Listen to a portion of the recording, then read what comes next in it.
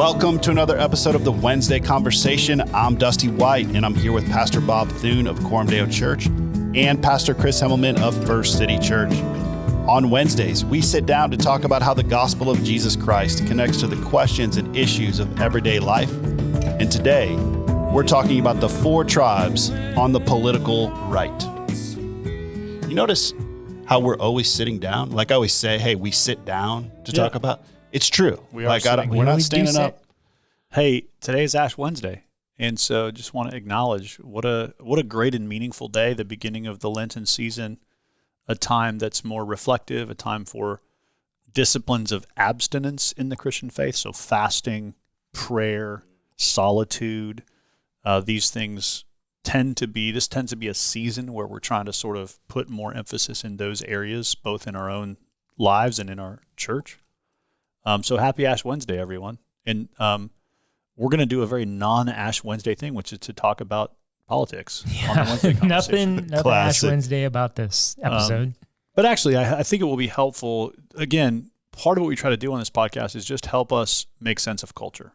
All of us are dwelling in a cultural climate. And one of the most common questions I get as a pastor is, hey, how should we or I think about X, Y, Z that's going on in the world around us? And so this is just an opportunity to do some of that work, to think about four tribes on the political right. This is another Jake Meador piece. We talked about one of his articles last week. We're going to talk about another article this week. What he's doing here is just sort of doing the intellectual work for us to tee up for an observation.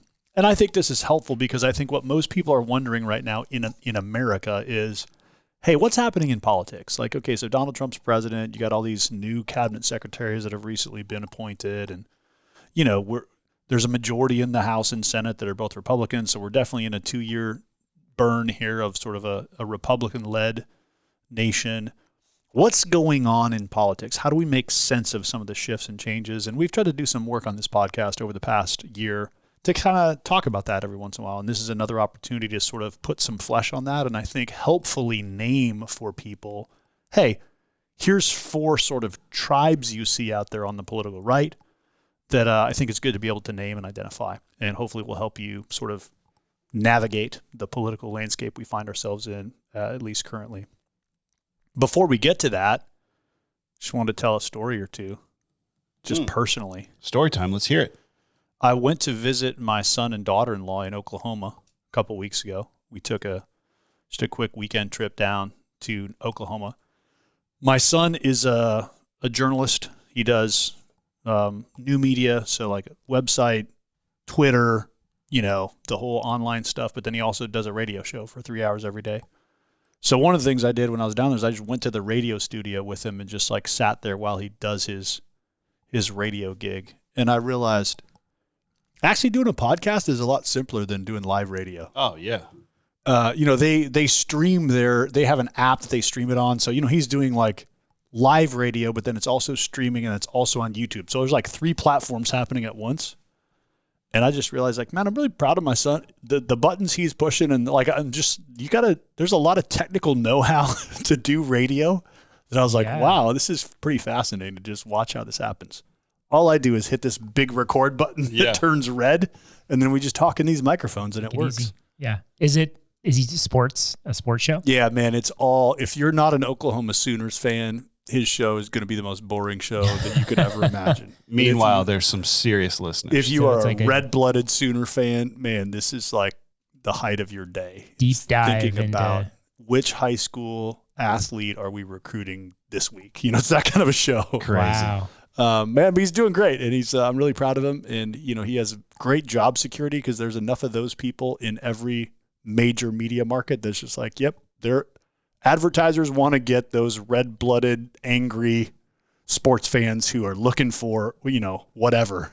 So there's good advertising dollars flowing in that direction. But it was really fun to watch him, you know, do the things, push the buttons and take live phone calls on the air. I'm just like, man, it's a lot of things happening at once. Which are on the air, so like he's pushing buttons for that too. That's crazy. Yeah. So not us. Made me realize we just run a pretty simple operation. Pretty simple. I bet he has sponsors. Oh yeah. Yeah, we don't have those. He has to read ad reads. So there's a whole packet, sitting on the table where it's like, at 12 after the hour, you read this paragraph or this ad, and it should maybe realize, what we don't do on this show, Chris? Ad reads. Ad reads at all. We have no advertisers other than the people who provide our snacks. No one owns us. You get a shout out if you bring a snack. Otherwise, we're not saying today's podcast is brought to you by BetterHelp.com. There's no. I mean, you could argue that I am brought to you by Ricola. Yeah, you have Lately, been working man. the cough drops lately, like the last 4 episodes. Yeah. Really. Do we need an intervention? I don't know. Maybe it's maybe I need throat surgery or something. Something, man. Let me give you now the 4 tribes on the political right. It's the Silicon Valley right, the Barstool right, Christian nationalism, and Christian civic republicanism. There's your 4 tribes. Now, I'm going to break those down and tell you a little bit about them. We'll chop it up a little bit. But this is, again, Jake Meador's analysis. You might agree or disagree. Some of you, this is your world. You should write us an email and tell us what you think if there's a tribe or 2 missing here.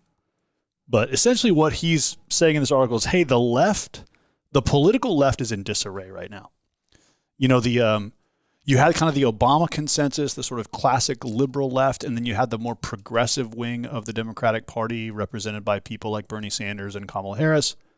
All of that is in disarray. Like the whole left is in disarray right now. The Democrats are fighting among themselves. It's not clear whether they're going to continue to go super woke or whether they're going to sort of correct back into a more classical liberal direction. But either way, Jake Meador says, whatever the answer is, it doesn't seem like the future is going to be defined by the left. Which in my lifetime, I mean, I realize I'm only 45. It seems like this is the first time that that's been the case. Am I right? Where it's been so up for grabs on the left. Interesting. Yeah. I guess I would agree with you because I'm thinking, well, you had the George W. Bush era, which was 2 administrations, but that was a very contested, like, you remember there was like shows on Comedy Central just mocking the entire Bush administration. Yeah. Yeah. So the culture was still very heavily progressive. It still seemed unified, Right. I guess is my Yeah. point. Yeah. It makes me wonder sometimes whether it would have been better for Trump to win re-election and them to like hold. We just feel like the left electing Biden just like blew up the party. Like, they just lost their way. Yeah, it really did. But So whether you agree with that or not, Jake Meador's perspective is, hey, the next 8 to 12 years are not going to be, unless something really dramatically changes on the left's not writing the script for the next 8 to 12 years. It's probably going to be the more populist right. And so he says the right, the American right, kind of has 4 tribes, 4 power groups, 4 different kinds of people vying for power and prestige and policy. And what I like he does here is he basically says he's going to describe each of these 4 by asking, what is the world? What is political society and what is it for? What threatens political society and how do you address those threats? So he's just going to give us, these 4 tribes are going to answer those questions differently. Let me review them real quickly for you and then we'll just sort of talk about them a little bit. So the Silicon Valley right, this is Elon Musk, Mark Andreessen, Peter Thiel, people like this. This is your, I don't know if you guys, Dusty and Chris, listen to the All In podcast. But Every now and then. I'm kind of a fan of the All In podcast, but all 4 of the guys on that podcast are like Silicon Valley investor billionaire guys. And they're so all in on this. They're like, man, one of them is Trump's AI czar right now. Like they're very interesting figures because they have a lot of money. They are very innovative and they think a lot about entrepreneurship. And they're very forward-looking. They want opportunity. They want us to take advantage of innovation. They want America to be great, specifically when it comes to starting companies and funding companies and capitalism and those kinds of things. So here's Jake Meador's 4 questions. For the Silicon Valley right, what is the world? Well, they would say the world is a rapidly depleting resource which won't be able to sustain the kind of life we want long-term. It needs to be subdued to our wishes so that we can overcome its limitations. And for that to happen, great men need to be unleashed to innovate and create. What is political society? What is it for? Political society is a large economic bloc made up of innovators and consumers It exists to facilitate the greatness and ambition of the innovators. What threatens political society? Tyrannical bureaucracy, tired old-fashioned moralism, and fear. And how do you address those threats? Use the hard power obtained through wealth and technology to take control of the institutions suppressing innovation, and instead transform those institutions to be enablers of the innovative class. It is really fascinating for me to read those four things and think about what's happening right now with Elon Musk. One of the wealthiest men in the world. I think he is the wealthiest man in the world. He's working for free for Donald Trump in the White House, just basically like trimming waste, fraud, and abuse from the federal government with a sort of very aggressive strategy of we're going to take control and get rid of bureaucracy. We're going to make things simple. We're going to get rid of bureaucracy. We're going to sort of like some innovative leader needs to take the wheel and fix what's broken in the federal government is kind of how he's approaching it. And the amount of time, airtime, spotlight that guy has gotten just in these first few weeks is remarkable compared to any past vice president. And it's also because the left hates what he's doing so much that there's a news story about it every day. They're like, wait, he did what? He can't do that. Which they love, which he loves. He's just like, send he it. just doubles down on it. And so you do have this, the Silicon Valley right focus is take control of the institutions and transform them to enable innovation. That's what Musk wants to do. It's what all these guys want to do. So that's the Silicon Valley right. And what I think is probably dangerous about that is those people have a lot of money. So if you ask like who can immediately have influence just because they have wealth and fame, it's all these billionaire entrepreneurs. And there's ways in which their vibe, for lack of a better term, very much is Trumpian in the sense of like, hey, let's, greatness. Yep. Let's, take ground. Let's, so is it fair to say that, or maybe this is getting a little ahead of ourselves, of the four tribes, that this is probably the one closest to Trump? Yeah. I mean, he's certainly a great man view of history, and I think these guys would share that. Yeah. He definitely likes it. Yeah. He likes the They seem to be the in crowd right now. They want to make deals and build stuff and break things. And, So the second tribe is the Barstool, right? This is Dave Portnoy from the Barstool Sports guy. I don't know if you've watched any Dave Portnoy. He's sort of an obnoxious figure. Only his like really bad pizza reviews. He's real brash and he's kind of just obnoxious, but he was one of the most visible and vocal critics of COVID lockdowns in America.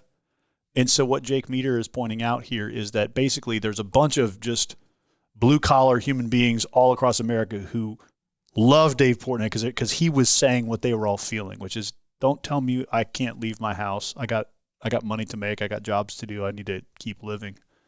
And so the Barstool conservatives, as Meador calls them, are basically the people who just want to keep living their life. These are sort of like the live and let live people. They're like, hey, you know what? I'm against trans ideology because you're telling my daughter's sports team that we have to let a boy play on it.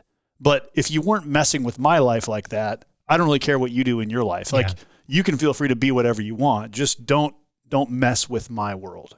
That's kind of the Barstool conservative vibe. And so to go through those same four questions again, what is the world? Well, for the Barstool conservatives, the world is a place of opportunity for people willing to put in the work and effort. What is political society and what is it for? Political society is how a group of people secure each other's access to fair opportunity.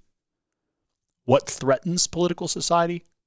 Moralizers who deprive people of their freedom to pursue their dreams, and corrupt bureaucrats who care more about their own comfort than they do about fairness. And how do you address these threats?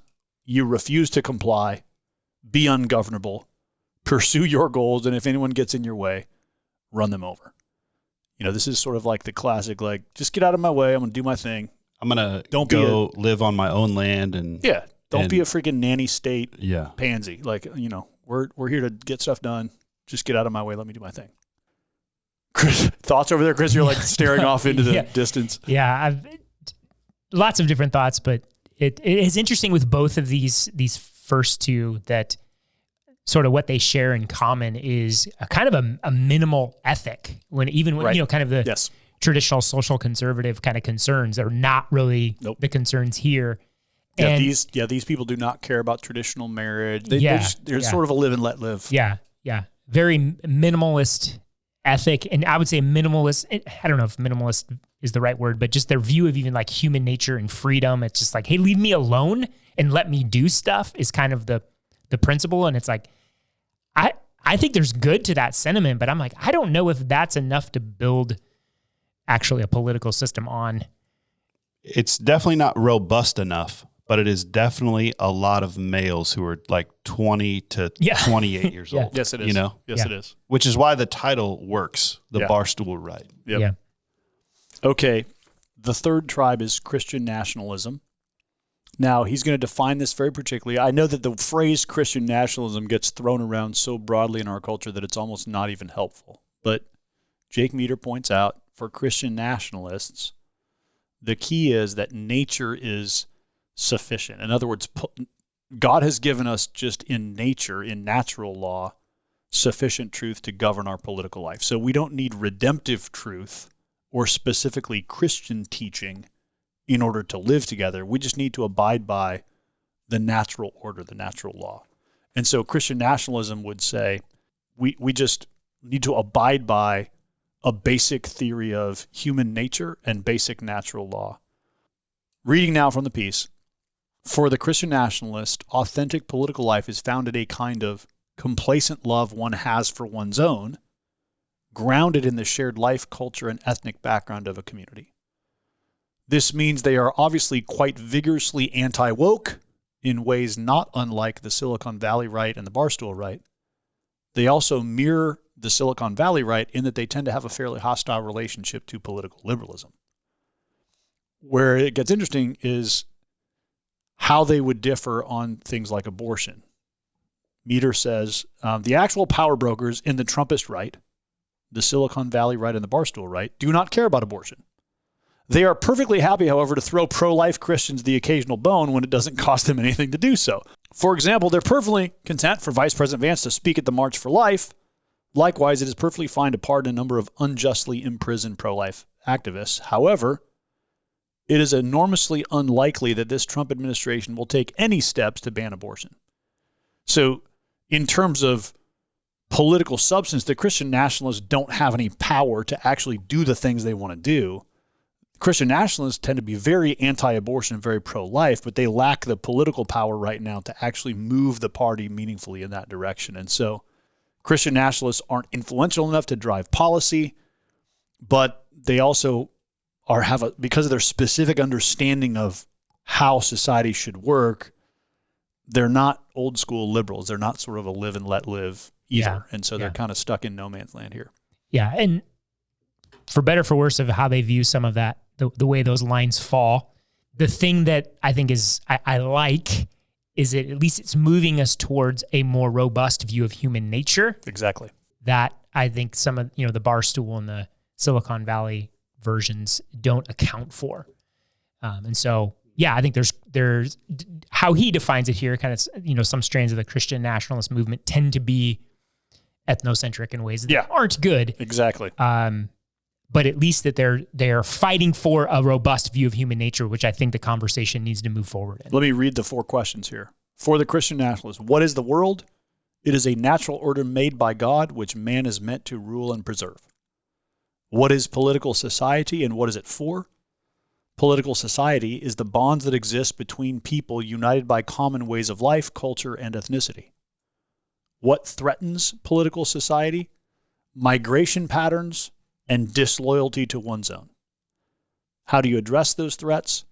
Seize political power and then establish a Christian Caesar that will reward one's friends and punish one's enemies. Wow. Yeah.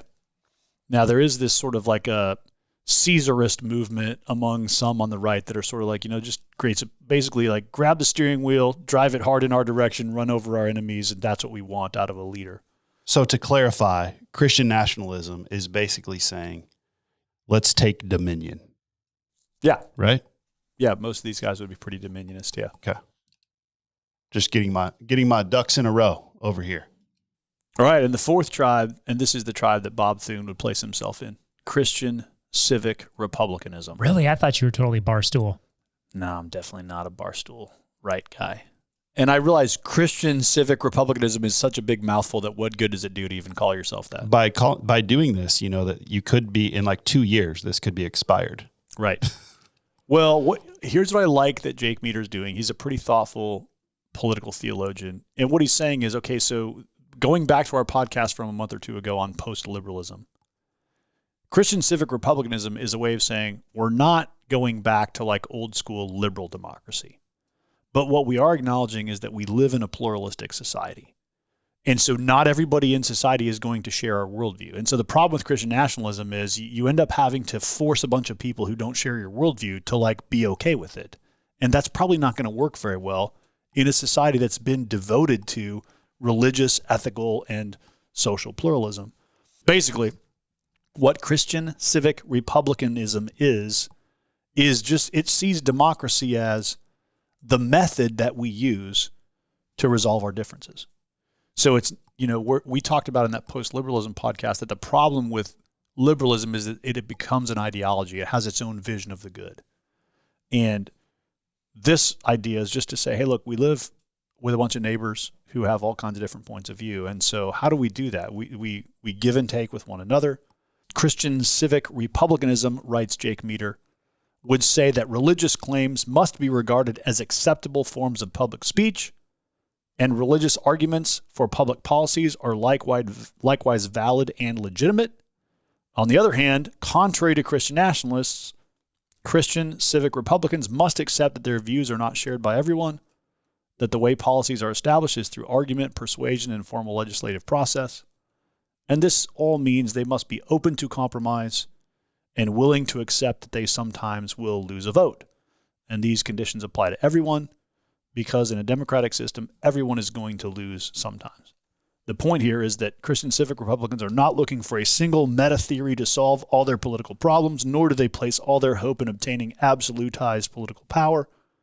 Rather, they focus their efforts around the battles that are necessary and winnable, and they build coalitions most conducive to victory on the issue at hand. And running in the background is a persistent commitment to a broadly egalitarian and personalist ethic that opposes political domination, totalitarianism, and tyranny. So let me read the 4 questions for this Christian civic republicanism. What is the world? It is a good creation governed by a natural order, but now also a world marred by sin, which makes it difficult for us to recognize the national order and to do lasting good in the world. What is political society and what is it for? Political society exists to ensure that the unavoidable social relationships we all rely on for our lives are mutually beneficial and delightful. What threatens political society? Well, at root, the great threat is sin, but as it relates to peaceable political life in particular, the greatest threat is forms of sin that tend toward the creation of totalitarian or tyrannical systems that exalt and enrich the few at the expense of the many. How do you address those threats? Through the practice of democratic virtues that cultivate neighborly love and civic trust and facilitate political organization and common action among the people. So you see how this is more of a chastened form of, it's living with Christian conviction, but in a chastened way that just acknowledges, I can't pretend that everybody is going to agree to follow the 10 Commandments. That's the problem with Christian nationalism, is that if I have to force my neighbors to follow the 10 Commandments, I'm just not sure that's what the scriptures would command us to do. Because it's not authentic anyway. Right. They're not, they're not following from the heart in the first place. So a civic republicanism just acknowledges, hey, we live in a pluralistic society. I get my freedom to be a Christian and to bring my Christian values into the public square and to try to persuade you about what's good, true, and beautiful. You're not going to pretend that I can't do that, or you're not going to marginalize me or silence me. But also, I have to realize as a Christian that you might disagree, and I'm going to have to persuade and win arguments and use the democratic process to pass things that are for the common good. So I asked a similar question when we were going through another post-liberalism article, is what is the difference between this and America 80 years ago? Great question.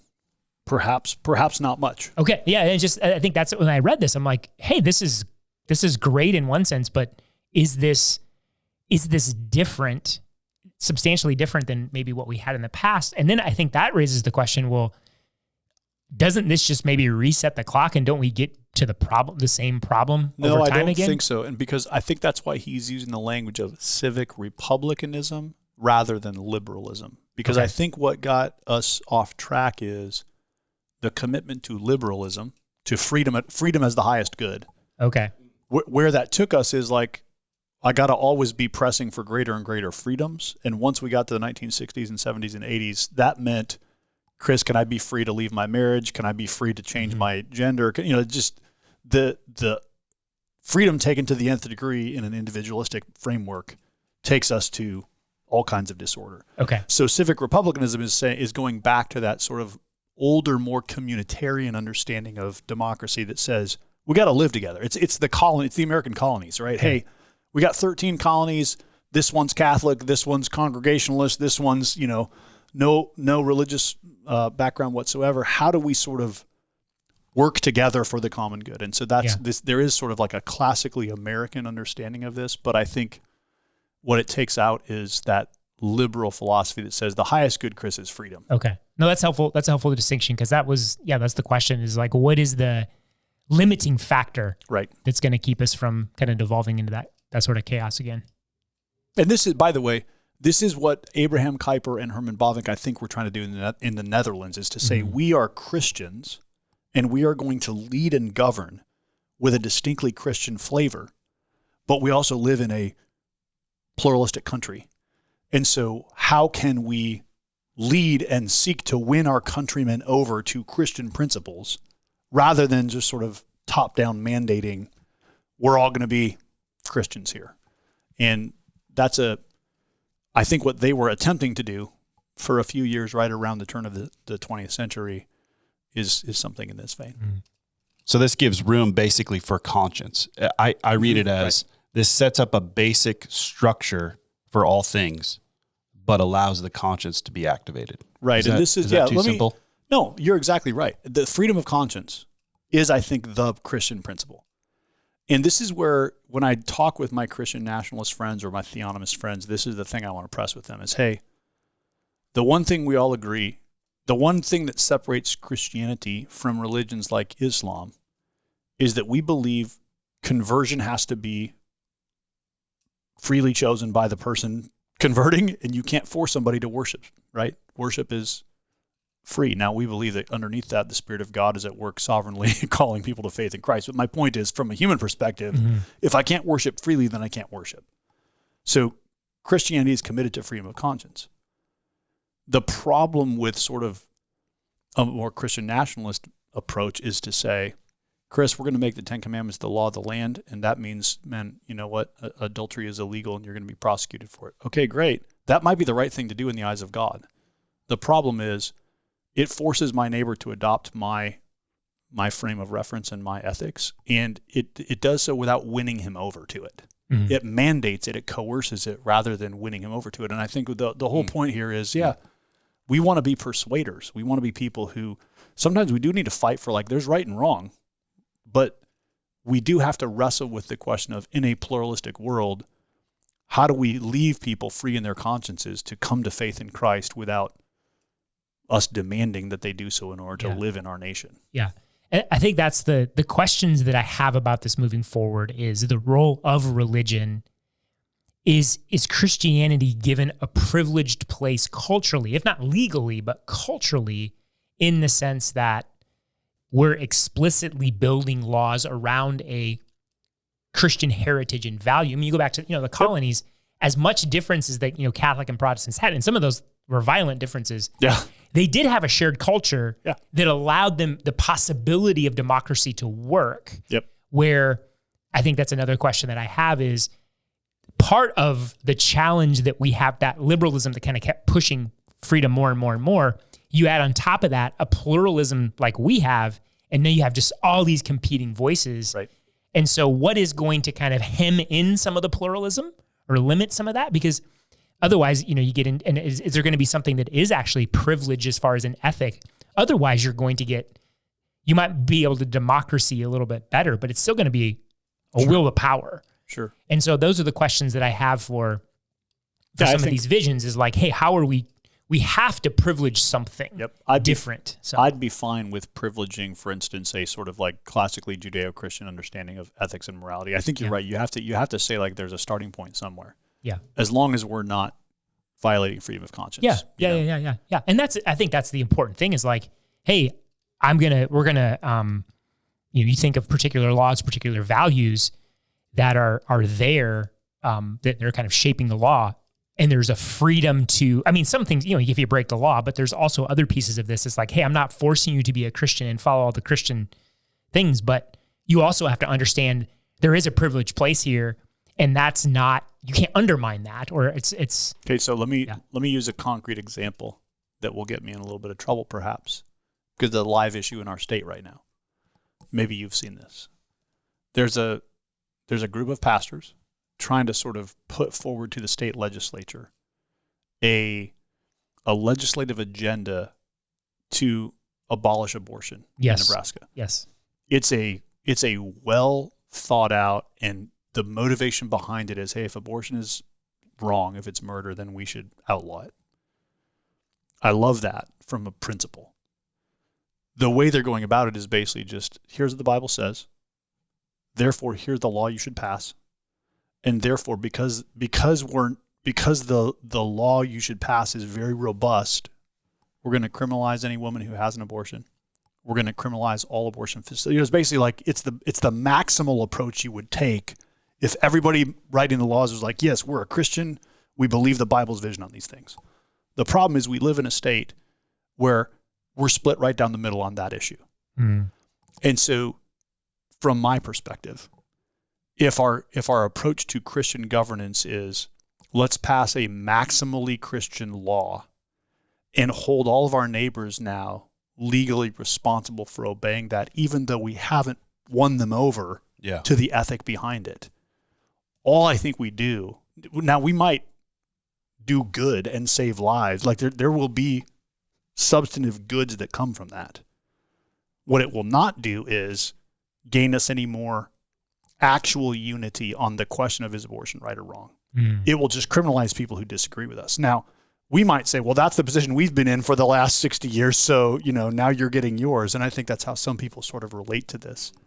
But as I've had conversations with people about this document, my pushback has been, hey, I'm not opposed principally to any of the things that are being written here. Sure. I think it's really naive to try to do a bill like this without first doing the work to persuade more of our state that this is the right way to go. Mm. If you to sort of do the practical math, if you live in a state where 70 to 80% of the people agree that this should be outlawed, well, that's a little easier to say, yeah, you know what? That's a pretty strong majority. We've done the work of persuasion, and now we're going to sort of pass laws that begin to take on the shape of the majority of the people.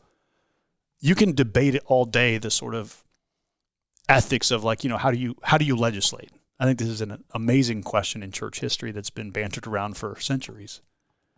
But to me, this comes down to, do we lead with law and policy, or do we lead with preaching and persuasion? And I'm just the kind of person that I think the new covenant mandate is to lead with the second. I think we lead with preaching and persuasion. And I think if you ask, like, how did Rome become a Christian civilization? Well, the emperor got converted, and then a lot of things changed. But what happened before the emperor got converted was Christianity took over 10% of the Roman Empire, and a bunch of people's neighbors and friends were becoming Christians. And there was really a sort of grassroots groundswell of transformation that led to that kind of social change. So I think these are interesting debates to have, but this is why I would fall in that fourth category of Christian civic republicanism, because I think there is a need for us to acknowledge that we live in a pluralistic world, and that's just not going to change. Yeah. What are your thoughts, Chris? No, I'm tracking with you, and the question, and as I said before, the question is it seems on this other side of liberalism that there has to be a much stronger controlling transcendent value. I mean, if we want to say a Christian value that has a more privileged place, and accounting for pluralism and accounting for, hey, we're not trying to force certain things on people, but it has to be more prominent and more controlling, I think, in some ways. Otherwise, we devolve into that liberalism being the highest and kind of pushing more and more for freedom, or we fall into this really weird back and forth will to power where we're culturally schizophrenic, where it's for these 4 years, this thing is the law of the land, and these next 4 years, this thing, and we're just like swinging back and forth, back and forth. What is the unifying cultural principle? And I think that's the thing with another, I don't know if critique is the right term, but just like question of the Christian civic republicanism is it assumes a shared culture for that to work. Yeah. And that we have to build that. So maybe that's what you're saying, the persuasion of how do we build that in order to operate within a range of democracy and a range of differing opinions and views on things that isn't just this, I think it's just too wide, too big now for various reasons. And so I think these are just more the questions of like, hey, how are we going to start to build this out? I think those are where the last two tribes there, the two Christian ones, Christian nationalism and Christian civic republicanism, have a lot to add to the debate and to sort of bring those questions to the forefront, because I think you're exactly right. This is a place where there's lots of work to be done. And my concern is right now what's going to happen is the Silicon Valley right is going to tell us what our ethics are because they have the money and the power. Yeah. So they're going to tell you, hey, Chris, you know what? We want IVF and we want, designer babies because that's maximal personal freedom. Doesn't matter to us if, you Christians would have problems with that. That's like ultimate innovation. It's like letting science drive everything. Let's sort of like design the kids we want. And also they make a lot of money in the process. Right. But my point is, the Silicon Valley ethic is a little bit more of a utilitarianism. Yeah. And the Christians, Christian nationalists, Christian civic Republicans, those of us who sort of want to be in the conversation politically, the thing we have to offer is to ask the question you're asking, which is, hey, what's our unifying principle? What's our shared common good? What is the natural order that we live in? Yeah. What does Christianity have to say about that? And is Christianity right? And I think one of my hopes is that as the gospel begins to do its work and as Christians begin to do their work, we win over some of those Silicon Valley types, some of those barstool types, to an understanding of, the baseline sort of Christian ethic is actually a really good thing to build a society on. Yeah. And so you hope guys like Peter Thiel, like, hey, can we up the level here of Christian influence? And because I think you're right in the sense of, hey, the Silicon Valley guys seem to be leading the way right now. Trump's kind of operating with them because of their influence and power and money. But I will say, it seems to be that kind of the Christian voices have Trump's ear, and so he's not hostile and stiff-arming. So but it is going to be a slow rebuild because we will push in ways ethically, I think culturally and understanding of human nature that are going to push against guys like Elon Musk. And I think that is a very important conversation that we need to have. And so it is interesting times. It is interesting times. But I think as I think about this more and more, I just think maybe one of the burdens I have is that we don't settle because, hey, all this, we're pushing back against wokeness and there's been some good along those lines. And we have these, the Silicon Valley and the barstool types that are pushing it back against some of this madness that was happening. But it can't stop that. We can't just be, that's not a problem anymore. We're good. Trump's our guy, or these guys, Elon's blowing up the government, and we're happy with that. And it's like, hey, as much as there might be some good in that, we have to have a bigger vision of society and human nature and community if we're going to actually build something that doesn't just slowly devolve back to where we were. Yes.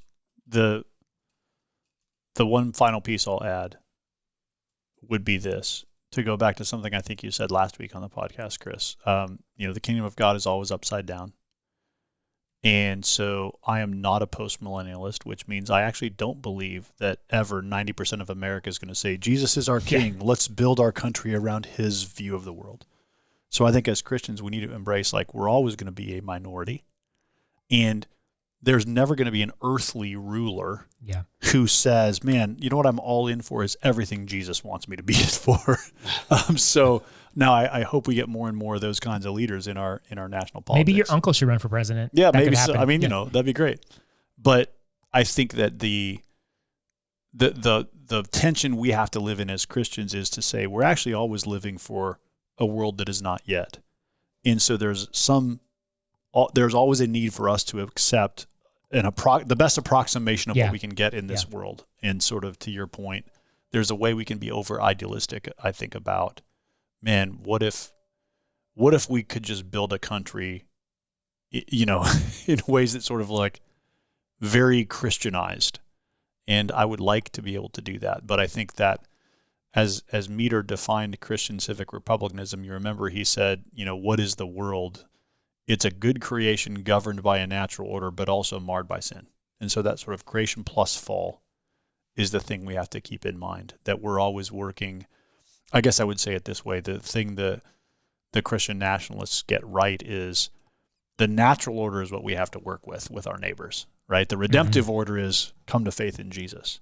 But what we have to share with our neighbors is human nature, the natural order of things, the world of reality that God has created.